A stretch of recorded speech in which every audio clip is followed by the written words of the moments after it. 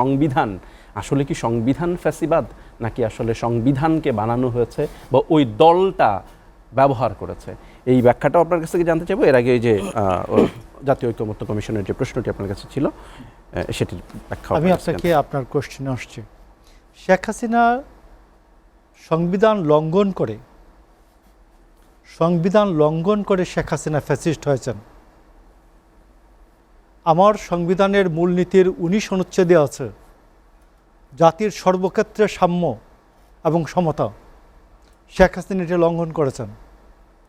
শেখ হাসিনা লঙ্ঘন করেছেন সংবিধানের 27 মৌলিক অধিকারের 27 এবং 28 অনুচ্ছেদ, যা সংবিধানের কোনো বর্ণ ধর্ম লিঙ্গ নির্বিশেষে কোনো ব্যক্তির প্রতি কোনো বৈষম্য প্রদর্শন করা যাবে না। শেখ হাসিনা লঙ্ঘন করেছেন সংবিধান। শেখ হাসিনা ফ্যাসিস্ট হয়েছেন। শেখ হাসিনা ফ্যাসিস্ট হয়েছেন সংবিধানের 33 অনুচ্ছেদে আছে সবাইকে আইনের আশ্রয় নেওয়ার অধিকার দিতে হবে। শেখ হাসিনা লঙ্ঘন করেছেন, ফ্যাসিস্ট হয়েছেন। 37, 38, 39 অনুচ্ছেদে আছে বাক ব্যক্তি সংবাদপত্রের স্বাধীনতা। শেখ হাসিনা লঙ্ঘন করেছেন, শেখ হাসিনা ফ্যাসিস্ট হয়েছেন। এটা হিটলার ফ্যাসিস্ট হয়েছেন, সংবিধানের মধ্য দিয়ে নির্বাচিত হয়েছেন, সে হিটলার ফ্যাসিস্ট হয়েছেন। মুসোলিনি সংবিধানের মধ্য দিয়ে নির্বাচিত হয়েছেন, সংবিধান লঙ্ঘন করে ফ্যাসিস্ট হয়েছেন। পৃথিবীর সকল স্বৈরাচার চৌসেস্কো থেকে আরম্ভ করে সবাই দেখবেন নির্বাচিত হয়েছেন সংবিধানের মধ্য দিয়ে, সংবিধানকে লঙ্ঘন করে ফ্যাসিস্ট হয়েছেন। ফ্যাসিস্ট হওয়াকে কোনো সংবিধান পৃথিবীতে কাউকে রুখতে পারে না, সংবিধান রুখতে পারে না। সংবিধান একটি কাগজে বই মাত্র। এটার কার্যকারিতা কী পরিমাণ এটা জনগণ নিশ্চিত করে, আর শাসক এটা মানে কিনা, সরকার মানে কিনা, এটা হলো মূল বিষয়। আপনি আসুন, আজকে যে জিনিসটি হচ্ছে যে আপনি যে কাজটা কথা বললেন জাতীয় ঐকমত্য কমিশন। জাতীয় ঐকমত্য কমিশনের আগে আমি একটা ছোট্ট, আজকাল 2-3 ধরে পত্রিকা এটা রেগুলার আসছে, বিএনপি দেশের জনমতের অবস্থা কি। বিএনপি 41%, জামাত 31.6%, আওয়ামী লীগ 13%, নতুন রাজনৈতিক দলগুলি 5.6%, ইসলামী রাজনৈতিক দল 2.6%, জাতীয় পার্টি 1%, গণ অধিকার পরিষদ 5%, অন্যান্য রাজনৈতিক দল 3%। কারা করেছে জরিপটা? অন্যান্য আপনার বেশ কয়েকটা রাজনৈতিক দলের বিভিন্ন জরিপটা আসতেছে। তো সেই ক্ষেত্রে আমি আপনাকে বলছি যে জাতীয় ঐকমত্য কমিশন বলছেন যে 34টি রাজনৈতিক দলের কাছে তারা 254টি প্রস্তাব পাঠিয়েছেন, এবং সেইখানে হা হলে টিকচিহ্ন দিন, না হলে টিকচিহ্ন দিন, অর্ধেক সম্মত হলে টিকচিহ্ন দিন, না হলে কেন না সেইটা লিখে দিন। ভাই, জাতীয় ঐক্যমত এইগুলা করে জাতীয় ঐক্যমত প্রতিষ্ঠা হয় না। আমরা যখন বিএনপিও যখন ধরুন গণ অধিকার পরিষদের সাথে বসে, সেটি ছোট রাজনৈতিক দল, বাট তার সাথে যখন বসে তাকে সেই পরিমাণ মর্যাদা দিয়ে বিএনপির মহাসচিব তার সাথে বসতে হয়, তাকে সেই সম্মান অধিকারটুকু দিয়েই বসে। কথাটা বুঝতে পারছেন তো? এখন আপনি রাজনৈতিক ঐক্যমত্য চাইবেন, আপনি সরকারে বসে আছেন মানে আসমানে বসে আছেন। আপনি এটা গ্রামীণ ব্যাংকের যেমন আপনাকে ইয়াকে কি বলে, হেড অফিসকে বলে আপনাদের কি প্রস্তাব আছে এটা বোর্ডে পাঠিয়ে দেন, বোর্ড এন্ডোর্স করবে অথবা বোর্ড ফেরত পাঠাবে। এইটাই তো রাষ্ট্র কি এইভাবে চলে? রাষ্ট্র কি এইভাবে চলে? আমি যদি সরকারে থাকি, ফারুক যদি অপোজিশনে থাকে, তাহলে ফারুকের সাথে আমার সমমর্যাদার ভিত্তিতে আলোচনাটা হবে, আলোচনাটা সমমর্যাদার ভিত্তিতে হবে। রাজনৈতিক দলে আলোচনাটা ঐক্যমতটা হয় এরকম, যদি একজনও সত্য কথা বলে, ন্যায্য কথা বলে, তার কথাটা শুনতে হয়, সে যদি একজন হয়। তো আপনি কিসের রাজনৈতিক ঐক্যমত্য চান? কি ঐক্যমত্যটা চান? কিন্তু অবশ্যই ঐক্যমত্য না হলে নির্বাচন পিছিয়ে যাবে, সে কথাও তো আবার বলা। আমি আপনাকে বলি, আজকে আপনি একটা নিউজ হয়তো মিস করেছেন। আপনি প্রধান নির্বাচন কমিশনারের সাথে সারা কুক, ব্রিটিশ হাই কমিশনার, তিনি দেখা করতে গিয়েছিলেন এবং তারা একটি ব্রিফ করেছেন সারা কুকের সাথে আলোচনার পরে। প্রধান নির্বাচন কমিশনার MM নাসিরউদ্দিন তিনি বলেছেন যে আমরা জাতীয় নির্বাচনকে আগামী ডিসেম্বরে মাথায় রেখে আমরা অক্টোবরে তফসিল ঘোষণা করব। আমরা তফসিল ঘোষণা করার কথা ভাবছি। তো সেই ক্ষেত্রে না, এখানে কিন্তু বলা আছে যদি ডিসেম্বরে নির্বাচন হলে, এখানে কিন্তু একটা সম্ভাবনার কথা নির্বাচন কমিশনার তো বলেছেন। এখন আমি আপনাকে বলছি যে বিএনপি যে ঘটনাটি চায়, বিএনপি চায় ট্রান্সফরমেশন অফ পাওয়ার এবং ডেমোক্রেটিক ট্রানজিশনটা এটা স্মুথলি হোক।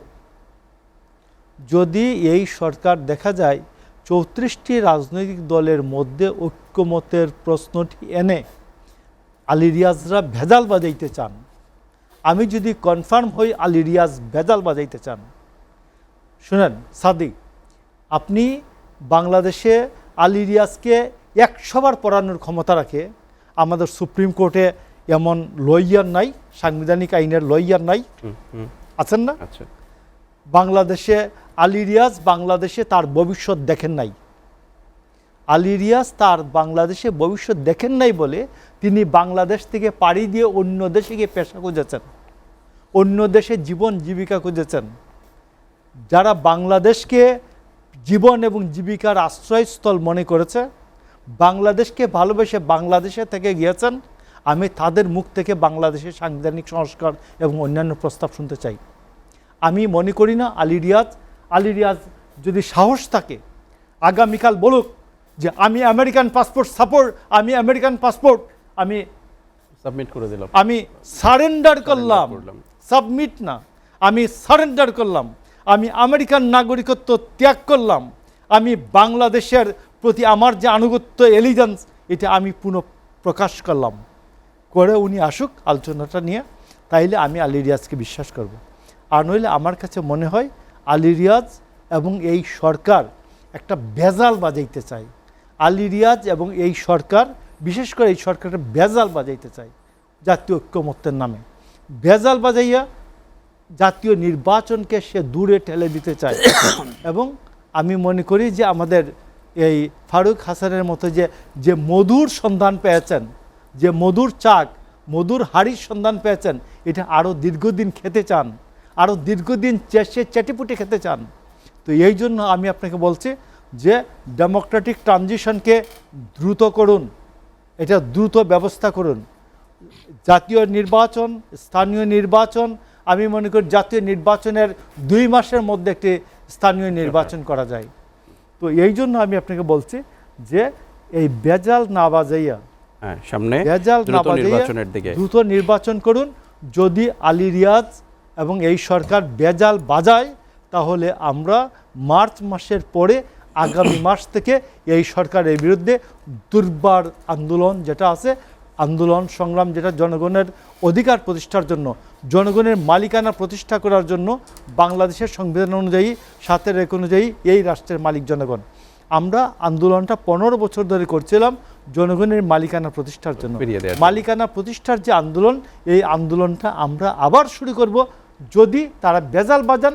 আগামী মাস থেকে জনগণের মালিকানা প্রতিষ্ঠার সংগ্রামটি আবার আগামী মাস থেকে শুরু হবে। মার্চের মধ্যে একটা সুনির্দিষ্ট রোডম্যাপের ব্যাপারে আলটিমেটাম দেয়া হয়েছে অন্তর্বর্তীকালীন সরকারকে। একই সাথে বিএনপির সারা বাংলাদেশে ব্যাপারটা বিভিন্ন রকমের চাঁদাবাজি, বিভিন্ন রকমের অভিযোগ।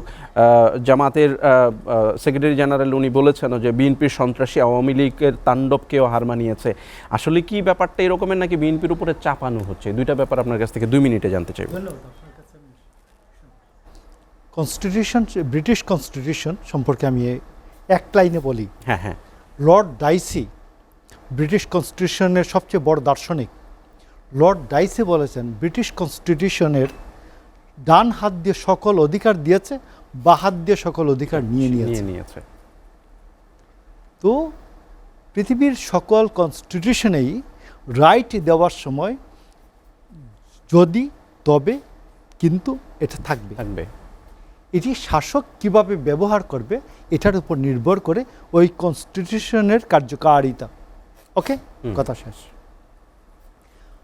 ধর্মনিরপেক্ষতাকে জিয়াউর রহমান 5ম সংশোধনের মাধ্যমে বাদ দেন, দিয়া বলেন যে সর্বক্ষেত্রে সর্বশক্তিমান আল্লাহর উপর আস্থা এবং বিশ্বাস। 5ম সংশোধনীতে ধর্মনিরপেক্ষতার ইস্যু শেষ করে দেওয়া হয়েছে।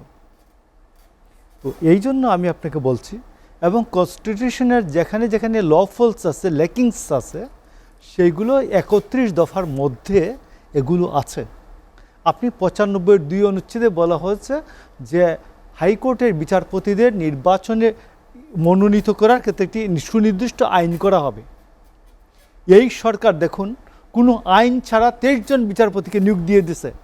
মানে এই সময়ে বিচার মানি তালগাছটা আমার, যেহেতু আমার লোকগুলি ঢুকবে, এই জন্য এটা আমি মানব না।